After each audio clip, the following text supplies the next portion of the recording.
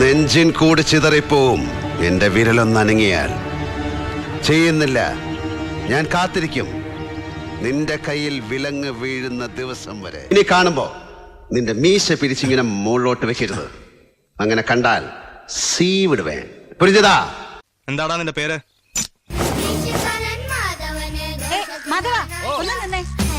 കുടുംബം എന്ന് പറഞ്ഞാൽ ഇങ്ങനെ കൊടുക്കുന്നവരെന്നും കൊടുത്തോണ്ടിരിക്കും, വാങ്ങുന്നവരെന്നും വാങ്ങിച്ചോണ്ടിരിക്കും. അതാ അതിന്റെ രീതി.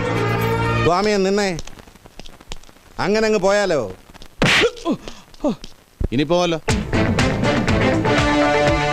അന്തരാസ് കൂന്തരാസ് അവന്റെ അമ്മേരെ തള്ളെ കലിപ്പ് തീരണില്ലല്ലേ? എന്നെന്തിനാ പോലീസുകാരിൽ നിന്ന് രക്ഷിച്ചത്? നീ എന്റെ ക്ലാസ്മേറ്റ് ആയി പോയി. അന്ന് അവന് ജയിലിലൊരു പേര് വീണു, മായാവി.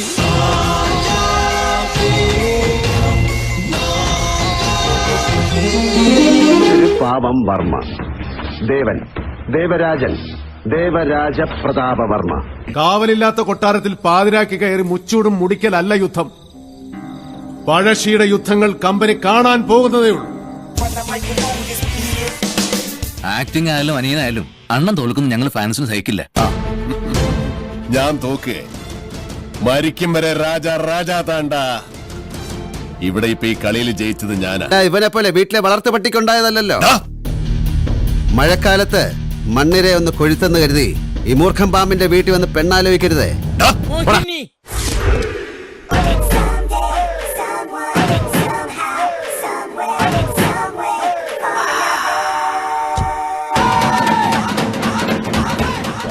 ആ രഹസ്യം ഈ ഭൂമിയിൽ രണ്ടാമതൊരാൾ അറിയില്ല. അതെന്നോടൊപ്പം മണ്ണിൽ അലിഞ്ഞില്ലാതാകും. ഫോൺ സ്വിച്ച് ഓഫ് ചെയ്ത് രാത്രി മുഴുവൻ എവിടെയായിരുന്നു? മീനാക്ഷിയുടെ കൂടെ. എവിടെ? മീനാക്ഷിയുടെ അപ്പാർട്ട്മെന്റ്. വാട്ട്? മാതാ പിതാ ഗുരു ദൈവമല്ലോ. ശത്രു, അത് പുലിയായാലും മനുഷ്യനായാലും അവിടെ അതിന്റെ മടയിൽ പോയി കൊല്ലണം. ഒരു ലാൽ സലാം പറയാൻ തോന്നുന്നുണ്ടോ സഖാവേ? ചാകാൻ ആർക്കും പറ്റും, ജീവിച്ച് കാണിക്കാനാ പാട്. എന്നെ അറിയാവുന്നവരോട് ഞാൻ പണ്ടേ പറഞ്ഞിട്ടുണ്ട്, narcotics is A dirty business. വേട്ട അവസാനിച്ചു എന്ന് ഇരകളെ വിശ്വസിപ്പിക്കുന്ന വേട്ടക്കാരനാണ് യഥാർത്ഥ ബുദ്ധിമുട്ട്. ഇനി എന്നെ ആര് കാണണമെന്ന് ഞാൻ തീരുമാനിക്കും. അത് കാക്കിയാണേലും ശരി, ഖദറാണേലും ശരി. ലോക്കൽ പോലീസ് പോലും ഇവിടെ ഒന്നും മുട്ടാറില്ല. ഓ, നിങ്ങൾ വലിയ കൂച്ചിലെ ആൾക്കാരാണല്ലോ. ഞാൻ ലോക്കലാണെന്ന് എന്നോട് ആരാ പറഞ്ഞ? എങ്ങാനും ലോക്കലായ ഈ വർക്ക്ഷോപ്പ് കണ്ണാക്ക് വീടായി പോകും.